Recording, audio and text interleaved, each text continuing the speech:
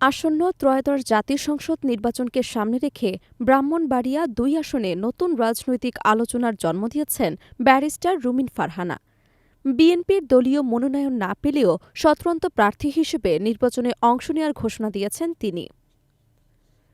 আসন্ন ত্রয়োদশ জাতীয় সংসদ নির্বাচনকে কেন্দ্র করে দেশের রাজনীতিতে যখন জোট ও আসন সমঝোতা নিয়ে নানা আলোচনা চলছে, ঠিক সেই সময়ে ব্রাহ্মণবাড়িয়া ২ আসন ঘিরে আলোচনার কেন্দ্রবিন্দুতে উঠে এসেছে বিএনপির কেন্দ্রীয় নির্বাহী কমিটির সহ আন্তর্জাতিক বিষয়ক সম্পাদক ও সাবেক সংসদ সদস্য ব্যারিস্টার রুমিন ফারহানা।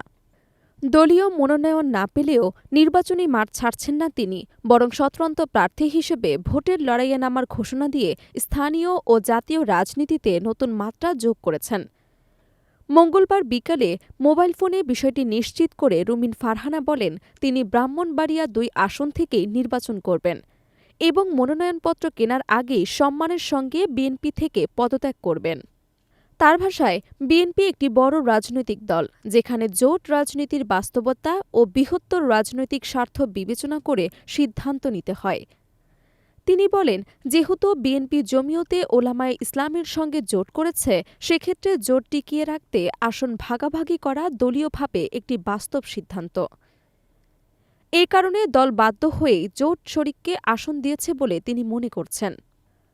দলের পক্ষ থেকে স্বতন্ত্র প্রার্থী হলে বহিষ্কারের যে কঠোর বার্তা দেওয়া হয়েছে, সে প্রসঙ্গে প্রতিক্রিয়া জানিয়ে ব্যারিস্টার রুমিন ফারহানা বলেন, দল যদি মনে করে সাংগঠনিক ব্যবস্থা নেওয়া দরকার, তাহলে সেটি নেওয়ার অধিকার তাদের রয়েছে, সেখানে তিনি বাধা দিতে পারবে না।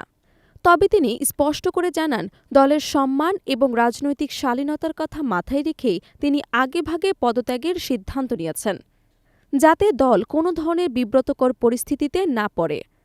এর আগে মঙ্গলবার দুপুরে গুলশানে বিএনপির চেয়ারপারসনের রাজনৈতিক কার্যালয়ে আয়োজিত এক সংবাদ সম্মেলনে দলের মহাসচিব মির্জা ফখরুল ইসলাম আলমগীর আনুষ্ঠানিকভাবে ঘোষণা করেন যে ব্রাহ্মণবাড়িয়া ২ আসনে বিএনপির জোট প্রার্থী হিসেবে জমিয়তে ওলামায়ে ইসলামের সহসভাপতি মাওলানা জুনায়েদ আল হাবিব নির্বাচনে অংশ নেবেন। ওই সংবাদ সম্মেলনে মির্জা ফখরুল ইসলাম আলমগীর আরও বলেন, দলের সিদ্ধান্তের বাইরে গিয়ে যারা স্বতন্ত্রভাবে নির্বাচন করবেন, তাদের বিরুদ্ধে সাংগঠনিক ব্যবস্থা নেওয়া হবে।